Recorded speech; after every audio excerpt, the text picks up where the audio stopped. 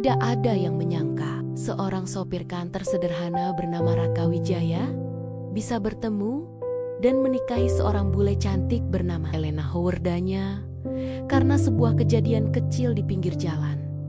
Hari itu, panas terik membuat jalanan kota memantulkan cahaya menyilaukan.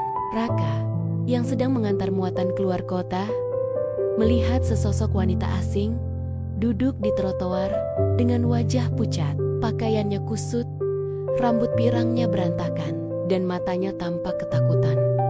Banyak orang lewat, tapi tak satu pun berhenti. Raka tidak tega. Ia menghentikan truknya, turun, dan mendekat. Saat itulah hidup mereka berubah selamanya. Elena nyaris pingsan karena lapar. Tasnya hilang dicopet, dompet dan ponselnya lenyap. Ia benar-benar sendirian, tak punya tempat tujuan. Raka memberinya nasi bungkus. Elena makan sambil menangis. Yang Raka tidak tahu, pencopet yang mengambil tas Elena ternyata bagian dari sindikat yang mengincar turis. Dan mereka belum selesai mencarinya. Raka, tanpa ragu, menawarkan perlindungan. Ia membawanya ke penginapan sederhana, membayar semua biaya, dan tidur di ruang tamu untuk memastikan Elena aman. Sejak malam itu, kepercayaan mulai tumbuh. Bukan karena harta, bukan karena penampilan, tapi karena ketulusan seorang pria sederhana yang tidak mengharapkan balasan. Siapa sangka perlindungan itu membawa mereka ke keputusan paling tak terduga. Melangkah bersama menuju Kaua, menikah hanya dengan modal keberanian dan hati yang tulus. Inilah kisah tentang dua manusia yang berasal dari dunia berbeda. Raka sopir kantor dari keluarga biasa. Elena wanita asing yang datang ke Indonesia untuk mencari ketenangan. Takdir mempertemukan mereka di saat yang paling tidak terduga. Mengikat hati melalui kebaikan, bukan penampilan. Dan membawa mereka ke kehidupan baru yang tak pernah mereka bayangkan. Siang itu, matahari menyengat tanpa ampun. Jalanan kota kecil itu lengang. Hanya diisi suara motor lewat, deru angin kering, dan aroma aspal yang memanas. Raka Wijaya, seorang sopir truk kantor berumur 29 tahun, baru saja selesai menurunkan muatan dari gudang beras yang ia antar sejak subuh. Kemejanya sudah basah oleh keringat, tapi ia masih menyempatkan diri membeli air mineral di warung dekat perempatan. Saat ia kembali ke truk, matanya menatap sesuatu yang membuat langkahnya terhenti. Di sisi jalan tepat di bawah papan reklame yang sudah luntur, seorang wanita asing duduk terkulai. Rambut pirangnya kusut, wajahnya pucat, dan bibirnya kering seakan lama tak menyentuh air. Celananya kotor oleh debu trotoar, dan matanya tampak merah menahan tangis. Ia seperti orang yang sudah menyerah. Raka memerhatikan sekitar. Orang-orang hanya berjalan lewat. Ada yang melirik, ada yang cuma menunduk, tapi tak satu pun berhenti menanyakan kabar. Kasihan banget, gumam Raka lirih. Hatinya gelisah. Ada sesuatu yang mendorongnya mendekat. Ia menurunkan tas kecil dari pundak, mengambil satu bungkus nasi yang belum ia makan sejak pagi, dan perlahan berjalan menghampiri wanita itu. "Miss, are you okay?" tanya Raka dengan suara hati-hati. Wanita itu mengangkat kepala, sorot matanya kacau dan penuh ketakutan.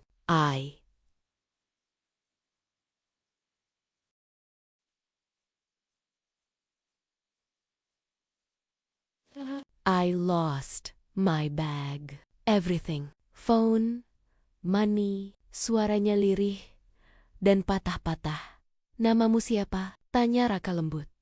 Elena. Elena Howard. Ia berusaha tersenyum, tapi bibirnya gemetar. Raka berjongkok dan membuka bungkusan nasi. "Kamu lapar? Makan dulu." "Gak apa-apa.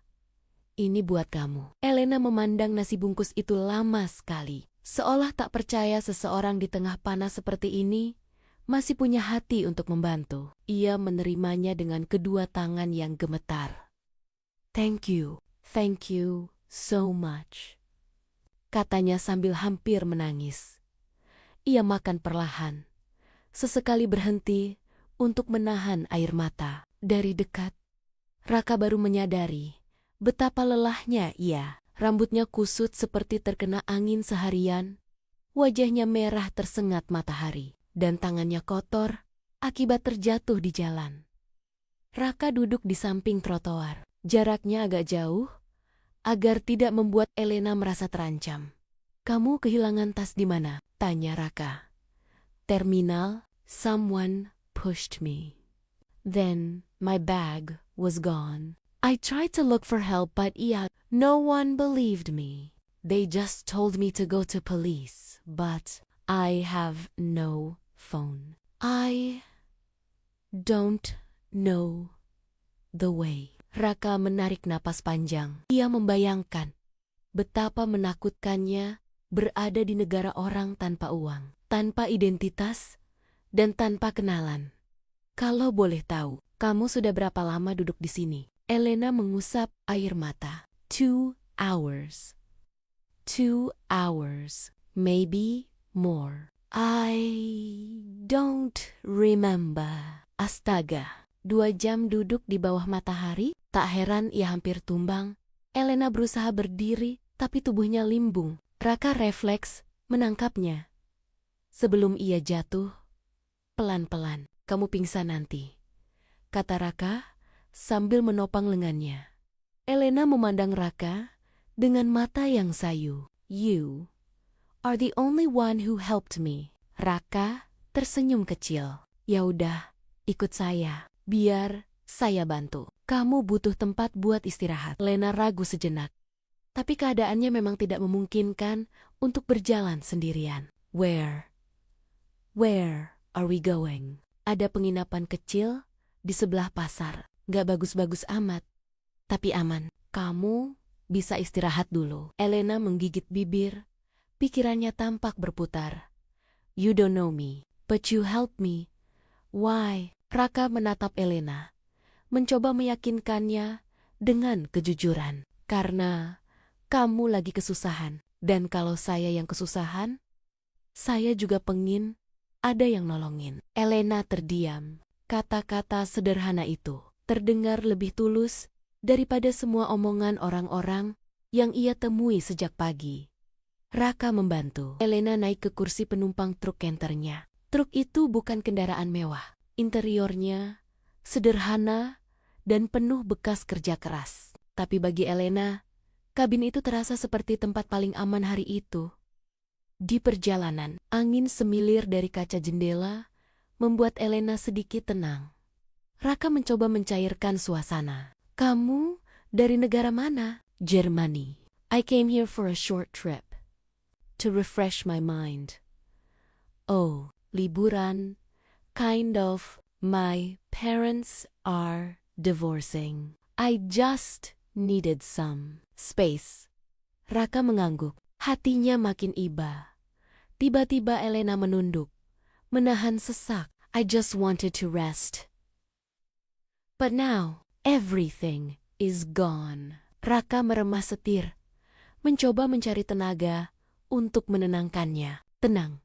Selama sama saya, kamu aman." Elena memandang Raka lama sekali. Pandangannya berubah. Ada rasa percaya kecil yang mulai tumbuh sesampainya di penginapan. Raka membayar kamar sederhana untuk Elena.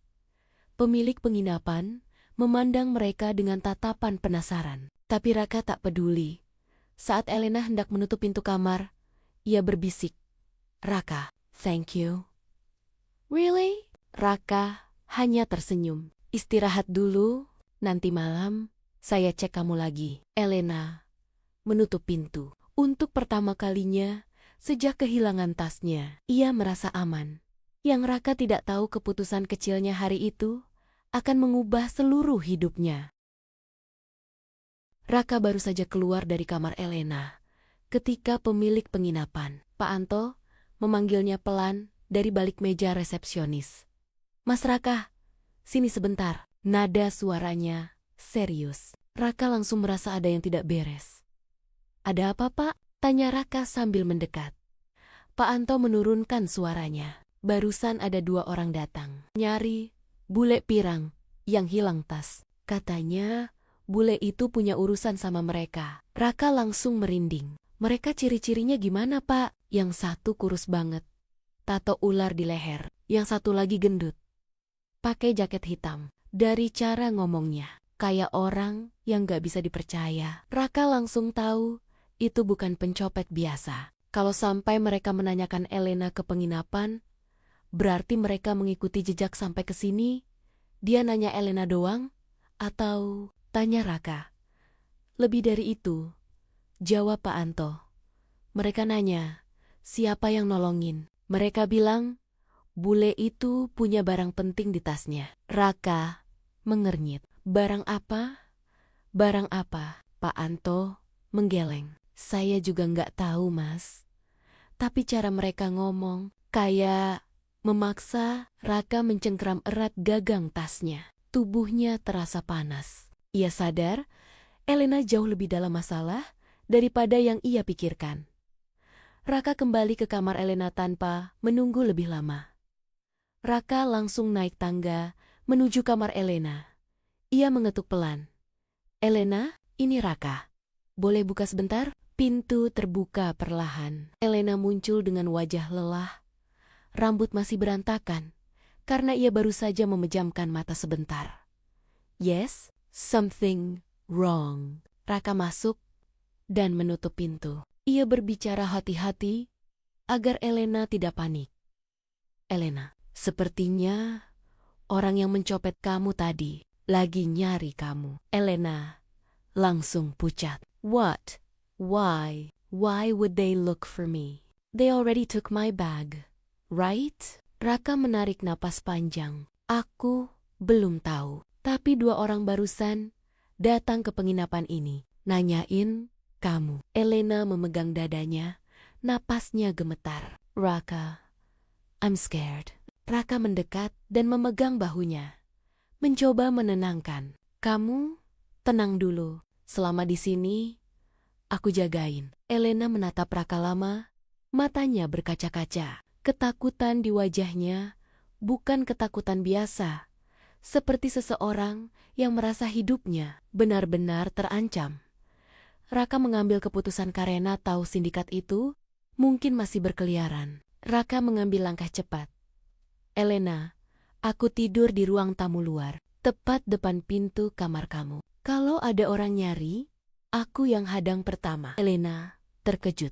You will sleep in front of my door. Raka tersenyum kecil. Ya, kamu butuh rasa aman. Elena hampir menangis. Raka, you don't even know me. Why would you do that? Jawaban Raka sederhana, tapi jujur. Karena kamu lagi sendirian. Dan kalau aku biarin kamu sendirian, kayak gini, aku bukan manusia. Elena menutup wajahnya. Air matanya jatuh, tapi ini bukan air mata takut. Ini air mata lega. Malam yang panjang malam itu, Raka duduk di kursi kayu depan kamar Elena. Ia mematikan lampu luar agar tidak menarik perhatian. Hanya lampu temaram dari koridor yang menyala. Ia menggulung jaketnya sebagai bantal dan bersandar di balik pintu kamar. Elena tidak bisa tidur. Ia membuka pintu sedikit, mengintip Raka dari celah. Raka, are you cold? Bisiknya. Gak apa-apa, kamu tidur aja. Jawab Raka tanpa menoleh. Elena menatapnya lama. Ia baru mengenal pria ini beberapa jam. Tapi rasa aman yang ia dapat lebih besar daripada orang-orang yang ia temui seumur hidupnya. Setelah beberapa menit, Elena keluar dengan selimut tipis. Here, please use this. Raka menolak. Udah, kamu aja yang pakai. Di kamar lebih dingin. Elena menggoyangkan kepala. No, you are protecting me. At least, let me give you this. Akhirnya Raka menerima selimut itu. Ada rasa hangat aneh di dadanya. Bukan dari selimutnya, tapi dari perhatian Elena. Ada yang berjalan di koridor Sekitar pukul 1 dini hari, suara langkah kaki terdengar dari bawah. Tidak banyak, hanya 2 langkah berat, lalu berhenti. Raka langsung membuka mata. Ia bersiap. Terdengar suara lirih laki-laki mengobrol. Kamarnya di lantai 2, kata penjaga tadi. Cepet, kita harus dapetin barangnya. Suara itu membuat Raka meremas sandaran kursinya. Ia tahu suara itu bukan tamu biasa. Raka berdiri pelan, mendekati pagar lantai 2, mengintip ke bawah. 2 pria, persis seperti ciri yang Pak Anto sebutkan, sedang menyusuri tangga. Mereka benar-benar mencari Elena. Tengah malam, dalam keadaan sepi, hatinya langsung berdebar. Ia kembali ke depan pintu kamar dan mengetuk 2 kali kode. Elena, bangun, jangan bersuara, bisiknya. Pintu terbuka sedikit. Elena muncul dengan mata ketakutan. What's happening? Orang itu ada di bawah. Mereka lagi naik ke lantai 2. Elena langsung goyah, hampir jatuh, tapi Raka menangkap lengannya. Stay behind me. Apapun yang terjadi, jangan keluar kamar. Elena menggigit bibir. Wajahnya pucat. Raka, please don't get hurt. Raka tersenyum samar. Tenang, aku cuma sopir truk. Tapi kalau soal melindungi orang, aku nggak pernah mundur. Dan malam itu, di koridor sempit penginapan kecil, dimulailah kedekatan yang tak pernah mereka bayangkan. Suara langkah kaki 2 pria tadi terus terngiang di telinga Elena sepanjang malam. Meski mereka akhirnya turun kembali, karena tidak menemukan kamar Elena Sengstu. Raka yang mematikan lampu luar dan membuat kamar tampak kosong ketakutannya belum hilang. Baru setelah suara mobil jauh di luar jalanan menghilang, suasana benar-benar tenang. Raka masih duduk di kursi depan pintu, tubuh condong ke depan, mata terpejam, sebentar-sebentar karena kelelahan. Sekitar pukul 5 pagi, Elena membuka pintu perlahan. Ia melihat Raka yang tertidur dengan posisi tidak nyaman, selimut tipis melorot ke lantai. Rambutnya acak-acakan, kemejanya kusut, dan wajahnya tampak lelah sekali. Namun yang membuat Elena benar-benar tersentuh adalah hal sederhana. Raka tidak pernah meninggalkan posnya. Ia tidak tidur di tempat yang lebih nyaman. Ia tidak pulang. Ia tidak menyerah. Ia benar-benar berjaga semalaman untuk memastikan Elena aman. Elena mengambil selimut dan memakaikannya perlahan di bahu Raka. Langkah kecil itu membuat Raka terbangun. "Oh, kamu sudah bangun?" tanya Raka sambil mengucek mata. Elena tersenyum kecil. "You protected me all night. You didn't sleep." Raka menatapnya dengan ekspresi canggung. "Ya, gimana? Kamu sendirian?" Takutnya orang itu balik lagi. Elena duduk di kursi kecil dekatnya. Tatapannya lembut, tapi penuh beban emosi. "Raka, I don't know how to say this, but thank you. No one ever did something like this for me." Raka tertawa pelan. Biasa aja itu. Yang penting, kamu aman." Tapi tidak semua orang mau melakukan hal biasa itu untuk orang asing, balas Elena pelan. Kata-kata itu membuat Raka diam. Ia tidak tahu harus menjawab apa. Pagi yang canggung, tapi hangat mereka duduk di depan kamar sambil menunggu warung nasi dekat penginapan buka. Suasana canggung tercipta, tapi justru terasa hangat. "Jadi kamu tinggal di Indonesia sampai kapan?" tanya Raka, mencoba mencairkan suasana. Elena menarik napas dalam. "Saya datang untuk 2 minggu. Tapi mungkin saya harus pulang cepat." Setelah kehilangan tas, uang, dan semua kartu identitas, "Saya tidak bisa apa-apa. Nggak bisa hubungi keluarga." Elena menggeleng. "Phone gone." Semua kontak ada di situ. Raka manggut-manggut, merasa iba. "Kamu jangan khawatir, kita cari cara nanti." Elena menatap Raka lama. "You keep saying we. Why? Raka tersenyum kecil. Karena kamu gak sendirian. Selama kamu sama aku, kita cari jalan keluarnya bareng. Elena terdiam. Ia memalingkan wajah, menahan mata yang mulai panas. Bagi seseorang yang sudah kehabisan harapan semalam, ucapan sederhana itu terasa seperti selimut hangat. Sarapan pertama bersama saat warung akhirnya buka. Raka membelikan 2 porsi bubur ayam. Elena memegang mangkuk itu dengan hati-hati, menghirup aromanya. "Smells good," katanya. "Cobain dulu, biasanya enak," jawab Raka. Elena makan perlahan, lalu berhenti. Ia menatap Raka, matanya berkaka-kaka.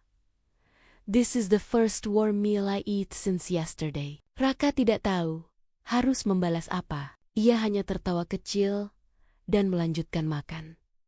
Mulai saling bercerita setelah sarapan, Elena kembali ke kamar untuk mandi. Ketika ia keluar, wajahnya tampak lebih segar. Rambutnya masih basah sedikit, dan baju yang ia pakai adalah kaos lusuh yang Raka pinjamkan. Ia tampak canggung. "Let me borrow your clothes." "Thank you." "Gak apa-apa," jawab Raka. "Aku cuma punya itu yang paling sopan buat kamu pakai." Elena terkekeh. Untuk pertama kalinya sejak mereka bertemu. "Sopan. It's huge on me." Raka ikut tertawa. Suasana jadi lebih ringan. Mereka duduk di meja kecil depan penginapan. Udara pagi terasa segar. Dan akhirnya, Elena tampak rileks untuk pertama kalinya. "Raka, can I tell you something?" tanya Elena dengan suara rendah. "Boleh." "Sebelum tas saya dicuri, saya sempat ribut dengan seseorang di terminal. Seorang pria memaksa menawarkan tumpangan. When I refused, he followed me. Then, someone pushed me. Then, my bag disappeared." Raka langsung serius. "Itu bukan pencopet biasa," gumamnya. "I know." Elena menggigit bibir. "I think they targeted me." Raka mengelus dagunya, menerka. Ia semakin yakin Elena terjebak dalam situasi yang jauh lebih rumit ini, bukan sekadar hilang tas. "Tenang, kamu sama aku sekarang. Kita cari aman dulu." Elena mengangguk. Matanya berkaca-kaca. "And I trust you, Raka." Ucapan itu membuat hati Raka bergetar kecil. Ia tidak terbiasa dipandang sebagai tempat aman bagi seseorang. Tapi entah kenapa, ia ingin menjaga kepercayaan itu. Momen yang mengubah semuanya siang mendekat. Mereka duduk lama, berbicara ringan tentang makanan Indonesia dan perbedaan budaya. Elena tampak mulai bisa tertawa. Lalu tiba-tiba suara motor berhenti di depan penginapan. 2 pria turun. Raka refleks berdiri dan memegang lengan Elena. Pria bertato ular dan pria gendut berjaket hitam, mereka yang tadi malam. "Nah, itu penginapan yang kemarin," kata salah satu dari mereka. Elena langsung gemetar. Raka menenangkan dengan suara rendah. "Duduk. Jangan panik. Aku di sini." Saat 2 pria itu melangkah masuk ke lobi, Elena memegang tangan Raka erat-erat. Disitulah momen kepercayaan itu benar-benar tumbuh. Elena percaya pada Raka sepenuhnya, tanpa ragu, tanpa syarat. Dan bagi Raka, itu bukan hal yang bisa ia sia-siakan. Suasana di penginapan tiba-tiba berubah mencekam. 2 pria yang sejak tadi mereka hindari, pria bertato ular dan pria gendut berjaket hitam, masuk ke lobi. Keduanya menatap ke seluruh sudut ruangan seperti sedang mencari seseorang. Raka langsung berdiri dan memblok sedikit area antara Elena dan arah lobi. Meski belum tahu pasti apa motif mereka, instingnya mengatakan satu hal. Mereka bukan orang baik. Elena mencengkram tangan Raka, tubuhnya bergetar. "Raka, what should we do?" bisik Elena. Napasnya tersengal. "Tenang, ikutin aku," jawab Raka dengan suara rendah, penuh kontrol. Raka memandangi celah kecil di sisi koridor yang menuju pintu belakang penginapan. Ia tahu tempat itu karena sering menginap di sini saat bawa muatan. Kita keluar lewat belakang. Pelan-pelan. Jangan lari dulu, instruksinya. Elena mengangguk. Tapi matanya tetap tertuju pada kedua pria itu. Mereka tampak bicara sesuatu pada resepsionis. Menunjukkan foto dari ponsel. Meskipun tidak jelas, Elena bisa merasakan itu foto dirinya. Raka, they really look for me. Suaranya pecah. Aku tahu, makanya sekarang ikut aku. Keluar lewat belakang Raka, memegang tangan Elena, menariknya pelan-pelan, menyusuri koridor samping. Untungnya, penginapan itu punya 2 pintu keluar. Depan dan belakang, yang menuju gang kecil. Baru beberapa langkah, suara berat itu terdengar.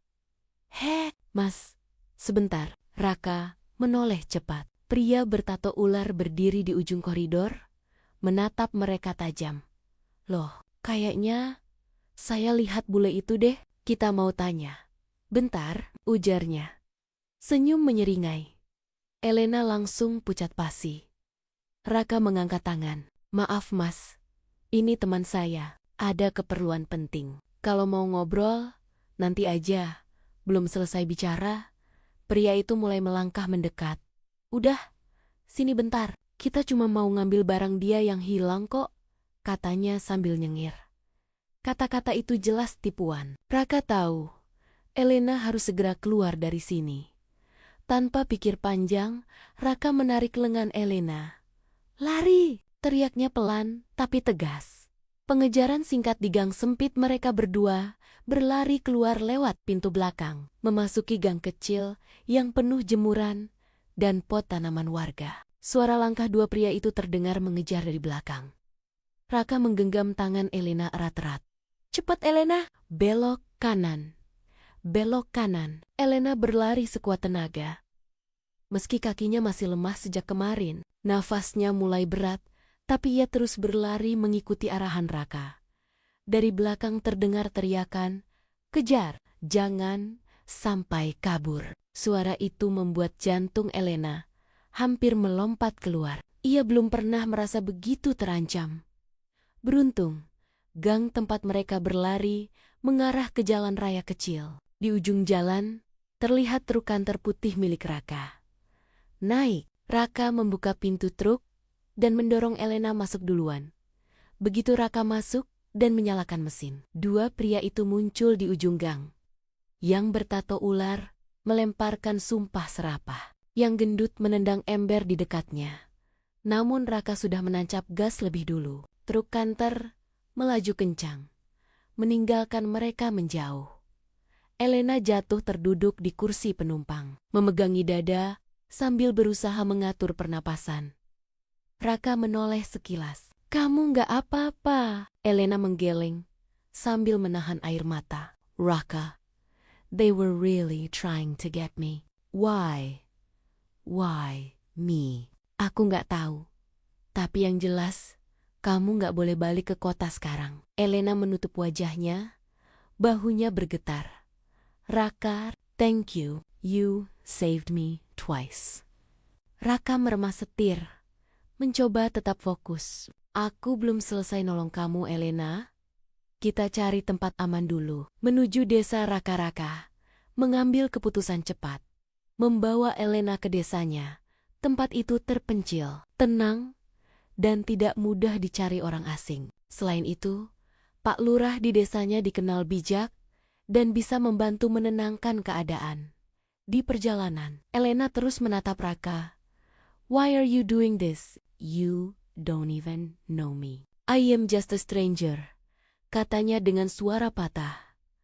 Raka menarik napas panjang. Aku nggak tahu kenapa juga, tapi aku nggak bisa biarin kamu sendirian, Elena. Even if it puts you in danger. Raka menatapnya sekilas. Kadang kita bukan milih siapa yang harus ditolong, tapi hati kita tahu siapa yang nggak boleh dibiarkan sendirian. Elena menunduk. Air matanya jatuh tanpa suara.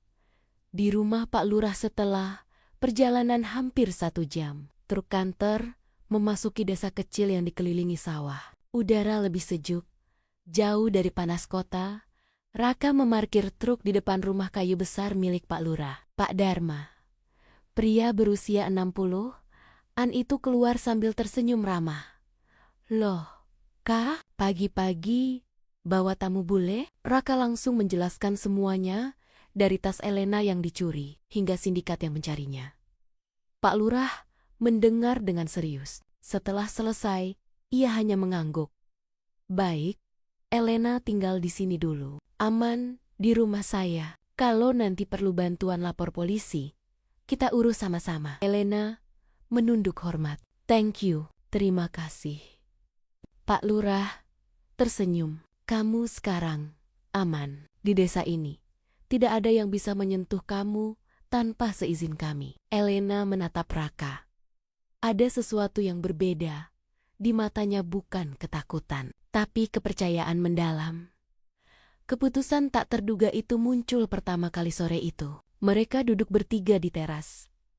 Pak Lurah tiba-tiba bertanya pada Elena dengan suara lembut, "Kamu percaya sama Raka?" Elena menatap Raka lama. Wajahnya memerah, tapi jawabannya tegas. "Yes, I trust him."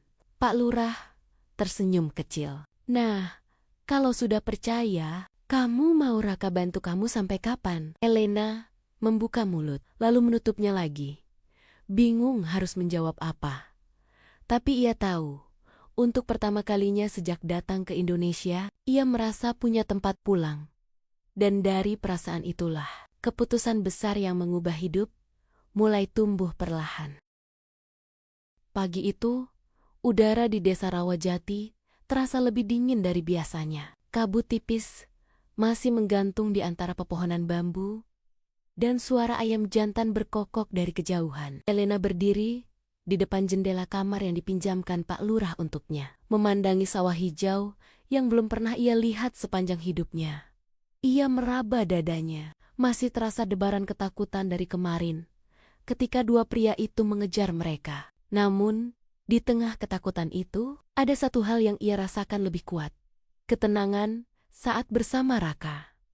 Ia menyentuh lengan kaos besar milik Raka yang ia kenakan. Bukan pakaian mahal, tapi entah kenapa terasa seperti pelindung bagi dirinya. Raka dan Pak Lurah berdiskusi di ruang tamu. Raka duduk bersama Pak Lurah dengan ekspresi rumit. Ia mengaduk teh hangat yang tak ia minum-minum. "Pak, jadi gimana? Kita lapor polisi aja dulu?" tanya Raka. Pak Lurah menggeleng pelan. "Masalahnya bukan sekadar hilang tas, Kak. Ini ada yang ngincer anak itu. Polisi bisa bantu, tapi belum tentu cepat. Dan kalau orang-orang itu punya jaringan, bisa-bisa Elena ketahuan lagi sebelum polisi bergerak." Raka meremas gagang cangkir. "Saya cuma takut mereka nyakitin Elena." Pak Lurah memandangnya tajam, tapi penuh kebijaksanaan. "Kak, kamu sayang sama anak itu?" Pertanyaan itu membuat Raka terdiam. Ia tidak langsung menjawab. Ia hanya menatap lantai. Bukan karena ia tidak tahu jawabannya, tapi karena ia takut mengakuinya. Pak Lurah tersenyum tipis melihat reaksi itu. "Saya lihat sendiri cara kamu lindungi dia. Orang kayak kamu, kalau udah sayang, bakal jagain sampai mati." Raka tertawa kecil. Terdengar gugup. "Ah, Pak Lurah ini. Tapi Kak, saya mau tanya hal yang lebih penting." Pak Lurah mendekat. "Kamu siap tanggung jawab kalau Elena milih tinggal sama kamu?" Raka menelan ludah. Keringat muncul di pelipisnya. Saya siap, Pak." Elena mendengar percakapan itu, diam-diam tanpa sengaja. Elena mendengar sebagian percakapan itu dari lorong. Tepat saat Pak Lurah bertanya tentang tanggung jawab, Elena berhenti melangkah. Ia memegang dadanya. Entah kenapa, kata tanggung jawab itu membuat hatinya terasa hangat. Raka, pria sederhana yang baru ia kenal beberapa hari. Tapi entah bagaimana, ia merasa lebih aman bersama Raka daripada dengan siapapun sebelumnya. Obrolan penuh kejujuran saat Elena muncul di ruang tamu. Raka langsung berdiri. Elena, kamu udah bangun? Maaf ya, Tadi ribut. Elena duduk perlahan. No, it's okay, hening sesaat. Lalu Elena berkata, Raka, can I ask you something? Tanya, apa? If I stay here, would it be okay? Raka langsung menatap Elena dengan mata membesar. Stay di desa ini, ia hampir tidak percaya. Elena mengangguk. I don't feel safe going anywhere else. I feel safe with you. Hati Raka berdegup keras seperti genderang perang. Ia mencoba menyembunyikan rasa groginya. Tapi jelas sekali ia kehilangan kata-kata. Pak Lurah tertawa kecil melihat reaksi itu. Well, kalau kamu beneran mau tinggal di sini, Elena, katanya lembut, kita harus pastikan kamu aman secara hukum. Elena mengerutkan dahi. What do you mean? Pak Lurah menatap keduanya. Suara dan raut wajahnya berubah serius. Satu-satunya cara Elena dapat perlindungan penuh di Indonesia tanpa perlu banyak pemeriksaan dan interogasi adalah kalau status dia jelas, terutama kalau dia punya wali atau pasangan di sini. Raka menelan ludah. Ia sudah tahu arah pembicaraan itu. Elena memandang Pak Lurah, lalu Raka, lalu kembali ke Pak Lurah. You mean marriage? Tanyanya pelan. Suasana tiba-tiba hening. Hanya suara angin menerpa dedaunan bambu di luar. Pak Lurah mengangguk. Kalau kalian menikah, Elena punya legal protection. Tidak akan sembarang orang bisa membawa dia pergi. Dan kalian bisa tinggal di desa ini dengan aman. Elena terdiam. Wajahnya berubah bukan kaget, tapi seolah sedang menimbang perasaannya. Ia menatap Raka. Raka balas menatap, tapi dengan gugup yang ia sembunyikan setengah mati, tak disangka. Elena tersenyum kecil. Raka, would you marry me? Raka hampir jatuh dari kursinya. Helena, itu. Kamu yakin? Elena mengangguk. Matanya berkaca-kaca. You saved my life. You protected me without asking anything in return. I feel safe with you. And I trust you. Raka memegang dada. Jantungnya bener-bener hampir copot. Pak Lurah berdiri sambil menepuk bahu Raka keras-keras. Nah, udah jelas toh. Udah jelas toh kalau kalian sudah sepakat. Kita ke KUA hari ini juga, biar aman semua. Menuju kuas setelah menyiapkan dokumen sederhana yang masih bisa diproses darurat. Mereka naik ke truk kantor Raka. Elena duduk di kursi penumpang, mengenakan kebaya sederhana pinjaman dari istri Pak Lurah. Di wajahnya ada sedikit riasan tipis, tapi cukup untuk membuatnya terlihat berseri-seri. Raka melihat Elena berkali-kali dari sudut mata. Ia tidak percaya bule yang ia tolong 2 hari lalu sekarang duduk di sampingnya sebagai calon istrinya. Elena tersenyum malu. Don't stare too much. Raka langsung merah. Enggak, aku cuma... Ya, aku cantik. Elena menggoda. Raka tersedak batuk. Iya, Elena tertawa kecil. Untuk pertama kalinya, tawanya terdengar lapang, tanpa ketakutan.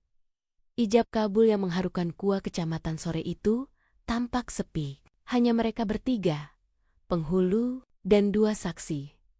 Saat Raka mengucapkan kalimat ijab kabul, suaranya sedikit bergetar, tapi tegas. Aku terima nikahnya Elena Howard dengan mas kawin cincin ini dibayar tunai. Begitu kata sah diucapkan. Elena menutup mulutnya, menahan tangis bahagia. Raka pun menundukkan kepala, mencoba menyembunyikan air mata yang tiba-tiba muncul. Pak Lurah tersenyum bangga. Selamat ya, kalian, mulai sekarang. Kalian saling punya. Saat keluar dari KUA, Elena memegang tangan Raka erat-erat. Thank you for choosing me, katanya. Raka menatapnya. Aku yang harusnya bilang itu. Terima kasih, karena mau jadi bagian hidupku. Dan di depan mereka, Truk kantor putih itu berdiri tegak, bukan mobil mewah, bukan kereta kuda, tapi saksi bisu dari perjalanan cinta paling tidak terduga yang pernah terjadi. Setelah prosesi sederhana di kawah, Raka dan Elena pulang ke desa dengan perasaan yang campur aduk. Raka menyetir truk kantor dengan tangan yang sedikit bergetar. Masih tak percaya, hidupnya berubah begitu cepat. Sementara Elena duduk di sampingnya sambil memandang keluar jendela. Sesekali menatap Raka dengan senyum malu senyum seorang istri baru saat memasuki jalan desa. Warga yang melihat langsung melambai. Loh, bule lagi? Sekarang bawa pakai kebaya. Waduh, calon mantu internasional nih. Hahaha, Raka hanya bisa tersenyum kikuk. Elena bingung, tapi ikut tertawa karena atmosfernya hangat sekali. Pak Lurah yang duduk di bak belakang turun lebih dulu dan berkata lantang, "Ini kabar gembira. Mulai hari ini, Elena resmi jadi warga desa Rawajati." Warga langsung tepuk tangan sambil berseru, "Selamat, welcome, Mbak Elena." Sak durunge durung tahu, ono bule sing nikah neng kene. Elena menunduk, tersipu. Ia tak paham sepenuhnya, tapi ia mengerti satu hal. Ia disambut dengan tulus hari-hari awal sebagai istri Raka-Raka, tinggal di rumah kecil peninggalan orang tuanya rumah. Kayu sederhana, dengan teras kecil, dan halaman berpasir. Elena masuk dengan hati berdebar. "This is your home? Your home?" tanyanya pelan. Raka mengangguk canggung. "Ya, sederhana banget ya." Elena menggeleng, lalu tersenyum. "No, it feels warm." Raka menggaruk kepala. "Kalau kurang nyaman, nanti kita perbaiki pelan-pelan." Elena berdiri di tengah ruangan, menatap dapur yang kecil, meja makan yang agak goyah, dan kamar yang sederhana. Tapi di balik semua kesederhanaan itu, ada satu hal yang ia rasakan kuat, kejujuran yang tak pernah ia dapatkan dari hidupnya sebelumnya. Tanpa disadari, ia meneteskan air mata kecil. Raka panik. "Loh, kamu kenapa? Ada yang gak suka?" Elena menggeleng cepat, tersenyum sambil menghapus air mata. "I'm happy, that's why." Raka terdiam. Itu adalah kalimat paling indah yang pernah ia dengar. Belajar menjadi bagian dari desa hari-hari berikutnya, penuh kejadian lucu dan manis. Elena belajar banyak hal untuk menyesuaikan diri dengan budaya. Desa .1 belajar masak di dapur tradisional awalnya. Elena bingung melihat tungku kayu bakar. Where do I turn it on? Button? Switch. Raka menahan tawa. Ini pakai kayu, bukan listrik. Elena pun belajar menyalakan api. Setelah 10 menit mencoba, wajahnya hitam kena asap. Para ibu-ibu yang lihat langsung tertawa.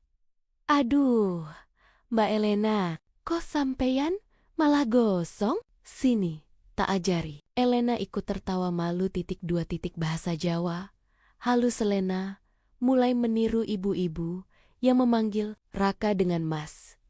Suatu pagi ia memanggil, "Mas, aku Aiso Niki." Sambil menunjukkan sayur yang ia potong, Raka hampir tersedak minum. "Kamu belajar dari siapa?" "Ibu-ibu depan rumah," jawab Elena. Bangga. 3 kebiasaan desa Elena, ikut kerja bakti, menyapu jalan. Ia ikut panen sayur milik tetangga. Ia ikut kumpul ibu-ibu yang suka gosip, meskipun ia hanya tertawa tanpa paham isi gosipnya. Warga desa menganggap Elena cepat akrab. Ia bukan bule yang sombong ya, justru bule yang mau belajar. Pertengkaran kecil pertama suatu sore, Elena mencoba memasak nasi goreng untuk Raka. Ia ingin memberi kejutan, namun ia menaruh cabai terlalu banyak. Saat Raka mencicipi, bruk, ia langsung batuk keras. "Elena, ini pedes banget." Elena panik. "Oh my God. Sorry, I didn't know Indonesian chile is crazy." Raka masih batuk sambil minum air. Tapi Elena malah tertawa keras. Sampai kesulitan bernapas. Raka akhirnya ikut tertawa. Itu tadi bukan nasi goreng. Itu granat goreng. Elena memukul bahunya pelan. Don't make fun of me. Pertengkaran kecil itu justru membuat hubungan mereka makin dekat. Membuka warung kecil bersama Pak Lurah, menyarankan mereka membuka warung makan kecil di depan rumah. Kak, Elena bisa belajar masak. Kamu bisa bantu belanja bahan. Warung kecil itu bisa bantu kalian mulai hidup baru. Raka dan Elena setuju. Warung itu sederhana. Sebuah meja panjang, beberapa kursi plastik, dan papan kayu bertuliskan Warung Raka dan Elena, Home Food with Love. Tulisan with love itu ide Elena. Raka awalnya malu, tapi akhirnya ia biarkan karena Elena memohon sambil tersenyum manis. Lambat laun, warga desa dan orang yang lewat mulai mampir. Bukan karena makanannya paling enak, tapi karena suasana warung itu hangat dan unik. Raka jadi juru masak. Elena jadi kasir sekaligus penyambut tamu. Dan setiap kali Elena mengucapkan, "Terima kasih, mampir lagi ya." Ya, semua orang tersenyum bangga melihat bule itu mencoba berbicara bahasa Indonesia. Dengan logat lucu, warung itu jadi hidup baru bagi mereka berdua. Malam pertama yang tenang suatu malam. Setelah warung tutup, Raka dan Elena duduk di teras. Angin lembut berhembus. Langit penuh bintang. Elena bersandar pelan di bahu Raka. "Raka, I never thought I would find a place like this." Raka menoleh. Tempat seperti apa? "A place that feels like home." Raka menatap Elena lama. Ia memegang tangan Elena dan menggenggamnya kuat. "Kalau kamu di sini, aku juga merasa rumahku lebih lengkap." Elena menutup mata, tersenyum dengan tenang. Untuk pertama kalinya, setelah semua kejadian itu ia merasa benar-benar aman, benar-benar dicintai, dan benar-benar menemukan rumah yang ia cari. Setelah prosesi sederhana di kawah, Raka dan Elena pulang ke desa dengan perasaan yang campur aduk. Raka menyetir truk kantor dengan tangan yang sedikit bergetar. Masih tak percaya, hidupnya berubah begitu cepat. Sementara Elena duduk di sampingnya sambil memandang keluar jendela. Sesekali menatap Raka dengan senyum malu senyum seorang istri baru. Saat memasuki jalan desa, warga yang melihat langsung melambai. "Loh, bule lagi? Sekarang bawa pakai kebaya. Waduh, calon mantu internasional nih." Hahaha, Raka hanya bisa tersenyum kikuk. Elena bingung, tapi ikut tertawa karena atmosfernya hangat sekali. Pak Lurah yang duduk di bak belakang turun lebih dulu dan berkata lantang, "Ini kabar gembira. Mulai hari ini, Elena resmi jadi warga desa Rawajati." Warga langsung tepuk tangan sambil berseru, "Selamat, welcome, Mbak Elena." Sakdurunge durung tahu, ono bule sing nikah neng kene. Elena menunduk, tersipu. Ia tak paham sepenuhnya, tapi ia mengerti satu hal. Ia disambut dengan tulus. Hari-hari awal sebagai istri Raka-Raka, tinggal di rumah kecil peninggalan orang tuanya rumah. Kayu sederhana, dengan teras kecil, dan halaman berpasir. Elena masuk dengan hati berdebar. "This is your home? Your home?" tanyanya pelan. Raka mengangguk canggung. "Ya, sederhana banget ya." Elena menggeleng, lalu tersenyum. "No, it feels warm." Raka menggaruk kepala. "Kalau kurang nyaman, nanti kita perbaiki pelan-pelan." Elena berdiri di tengah ruangan, menatap dapur yang kecil, meja makan yang agak goyah, dan kamar yang sederhana. Tapi di balik semua kesederhanaan itu, ada satu hal yang ia rasakan kuat, kejujuran yang tak pernah ia dapatkan dari hidupnya sebelumnya. Tanpa disadari, ia meneteskan air mata kecil.